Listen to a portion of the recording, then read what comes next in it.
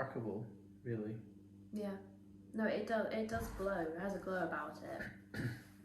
So the School of Painting was abandoned in 1769 when famine caused the artists to seek shelter at the British Masters Atelier, where they adapted themselves to a European-influenced company style of painting.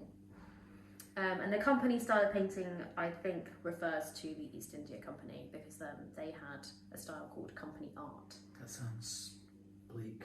Yeah. Miserable. It just sounds... I mean, even to present day, that just doesn't translate very well at all. No, it's a very Eurocentric. Can you imagine trying to make company art now? Mm-hmm. It's awful. It's a style of painting that is, I guess, as it progresses more and more European in its aesthetic. Yeah. And I think there was an exhibition, I forget where, but I was on a web page of an exhibition of 18th and 19th century ornithological Indian paintings. Mm-hmm. And yeah, a lot of them very much inspired by, or I don't know, inspired sounds like there's a positivity to it, and I don't know if that's the right word, but influenced in some way by the sort of botanical and ornithological works that you see in European collections, such as like Kew Gardens or the Natural History Museum. Yeah, sort of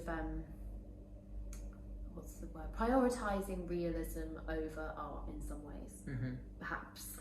Sounds a little bit like, well, I guess like the botanical drawings like made here were often purely for illustrational purposes. They had a scientific outlook. Exactly, which is quite different sort of ballgame entirely, isn't it? As opposed to something just being like existing for,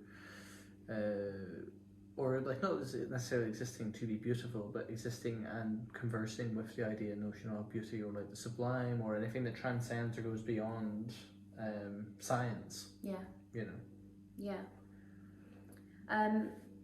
So the V&A suggests that this work is influenced by European botanical painting. However, we know that as time passes, these Indian miniature works evolve more and more closely resembling European styles of painting plants and animals.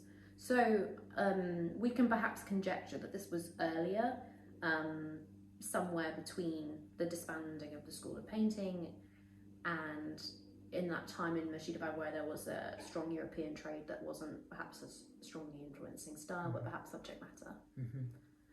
Yeah, it's really sad to sort of imagine any sort of like great movement just coming to a halt and disappearing altogether or being disbanded with. It's just really, I think, particularly of this kind of style, and I guess the decades preceding it, like